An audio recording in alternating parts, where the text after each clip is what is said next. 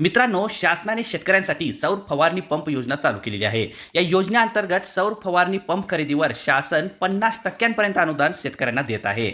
आता यासाठी पात्रता काय आहे, तर नावावर शेती असणं आवश्यक आहे आणि या योजनेचा लाभ घेतलेला नसावा. त्याचबरोबर कागदपत्र जर आपण विचार केला तर शेतकरी ओळख प्रमाणपत्र, Aadhaar card, PAN card, bank passbook, जात प्रमाणपत्र जर तुम्हाला लागत असेल आणि उत्पन्नाचा दाखला, ही कागदपत्र या योजनेसाठी आवश्यक आहेत.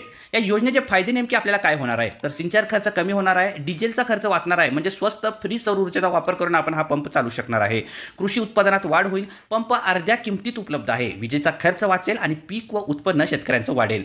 त्याचबरोबर आता इथे अर्ज कसा करायचा, तर mahadbt.maharashtra.gov.in/farmer/login या वेबसाईटवरून आपण या योजनेसाठी अर्ज करू शकतो. सर्वप्रथम आपल्याला तिथे रजिस्ट्रेशन करावं लागेल आणि त्यानंतर लॉग इन करून आपण या योजनेसाठी अर्ज करू शकतो. आणि याचबाबतची तुम्हाला जर अधिकची माहिती हवी असेल तर तालुका कृषी अधिकाऱ्यालयाशी आपल्याला संपर्क साधायचा आहे. तिथे जाऊन आपण या योजनेची अधिकची माहिती मिळवू शकतो. तर ही अपडेट तुम्हाला कशी वाटली आम्हाला कमेंट करून नक्की सांगा आणि असेच नवनवीन माहितीपूर्ण व्हिडिओ फ्रीमध्ये पाहण्यासाठी आपल्या चॅनलला सबस्क्राईब करा.